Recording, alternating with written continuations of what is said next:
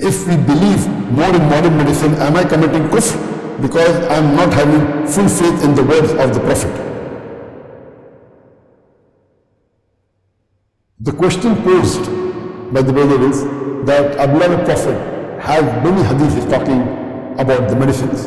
It's known as Tibb Nabwi, and the Prophet has various hadiths talking about what will cure you, what will not cure you, talking about honey, talking about blood seed and various things. So the question posed by a Muslim to the medical student that is it kufr if I practice something else, if I don't practice the medicine of the Prophet, and if I practice like maybe allopathy or the mainstream medicine, so is it kufr? Is it wrong if I don't believe in the word of the Prophet? Regarding the last part of the question, is it wrong if I do not believe in the word of the Prophet? Yes, it is wrong. You have to believe in the word of the Prophet, but that doesn't mean you have to practice that medicine also. Practicing the medicine is not farz, because whatever the Prophet told about the medicine, if you follow it's a sunnah. The Prophet never said it's farz that you should take honey.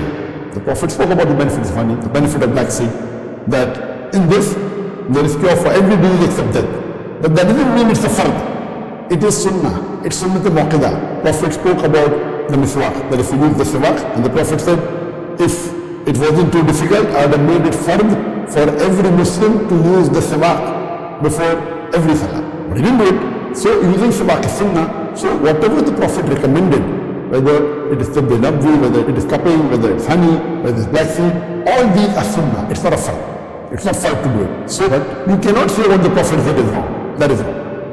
You cannot say don't believe in the hadith, that is kufr. If it's a say hadith, Prophet said this, and if you deny it, then that is kufr. You cannot deny that. But it's not a must that you should follow it if you're practicing it. Now you say you're a doctor, and there is an allopathy medicine which may not follow the same what the Prophet has said. It's not wrong at all. Because Allah says in the Quran, in Sunnah, chapter number 16, verse 43, and Surah Anbiya, chapter number 21, verse 7, فَاسْأَلُوا أَهْلَ الذِّكْرِ إِن كُنتُمْ لَا تَعْلَمُونَ. If you don't know, ask the person knowledgeable. So if you get sick, who will you ask? You'll ask a doctor. So now you're following the guidance of the doctors in today's world. He may be non-Muslim, no problem. And the Prophet was very clear. There is hadith in which when people were hitting the plants, and the Prophet said, what are you doing? They hit the plants again, the other plants, and there used to be pollination. The Prophet said, well, we don't do it. So they didn't do it, and that year the crop failed. And then they realized that when they used to do this action, it was mainly helping in pollination, and the crop was good. So the Prophet said, these are worldly matters. In worldly matters, it's not necessary you have to follow everything what I say. In matters of deen, in religion, yes, you have to follow blindly. But in matter of worldly things, you may or may not follow him. It's not compulsory. So as far as medicine is concerned, there is alternative medicine, science has advanced, so there's no problem at all in you following what the modern science says.